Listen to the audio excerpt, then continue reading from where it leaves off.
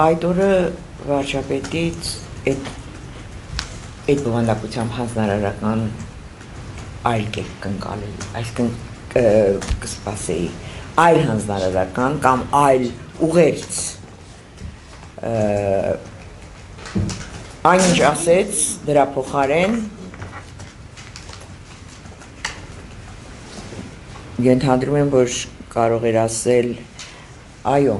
օբյեկտիվ պատճառներով մեր երկրում կադրային քաղաքականության մեջ անհնար է խուսափել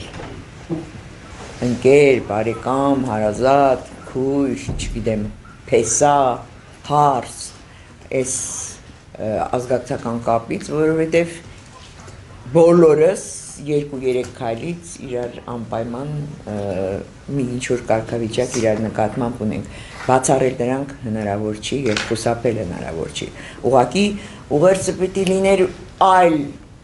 ուղղությամբ, որ անկախ նրանից, թե դուք ձեր կոլեկտիվում, ձեր կառավարման ենթակայության տակ ովքեր են աշխատում և սկսել իրենից, այ օրինակին փեսան փոխնախարար է աշխատում, ապա ես խստորեն հանձնարարում եմ ոչ մի արտոնյալ վիճակ այդ մարդիկ չպիտի ունենան և կառավարման արդարացի սկզբունքները պիտի պաշտպանվի, շահերի բախումը պիտի բացառվի և երբեք դրա հաշվին, այսինքն ձեր բարեկամներին աշխատանքի ընդունելու հաշվին գործը չպիտի տուժի։ Եվ պիտի ասեր վայ նրան, որ հայտնաբերվեց կամ բացահայտվեց կամ հրապարակվեց լուր այն մասին, որ այսինչ մարդը լինելով այսինչի աղջիկը, փեսան և այլն, ինքը ուրեմն արտոնյալ վիճակ ունի այդ կազմակերպությունում։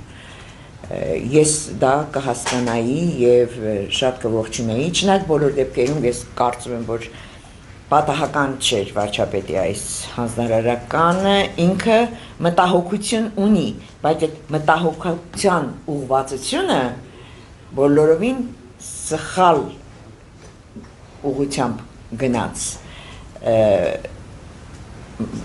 այդ ուղերձը սխալ ուղղությամբ գնաց, որտեղ ցանկացած տնօրեն կասի, այդ ինչու ձեզ կարելի է, այդ ինչու ազգային ժողովի նախագահին կարելի է, կամ հանրակրթության վարչության պետին կարելի է, որ իր աղջիկը լինի դպրոցի տնօրեն, կամ պատգամավորի աղջիկը դպրոցի տնօրեն, ինձ չի կարելի, այս հարցի պատասխանը տրվեր կառավարությունում, որ այո, կարելի է, որևէ մեկը չի կարող ոչ մի օրենքով սահմանափակել մարդու աշխատանք ունենալու իրավունքը, ոչ մեկը, բայց այդ նշանակումները, նորից եմ ասում, չպիտի ստեղծեն արտոնյալ վիճակ այդ մարդկանց համար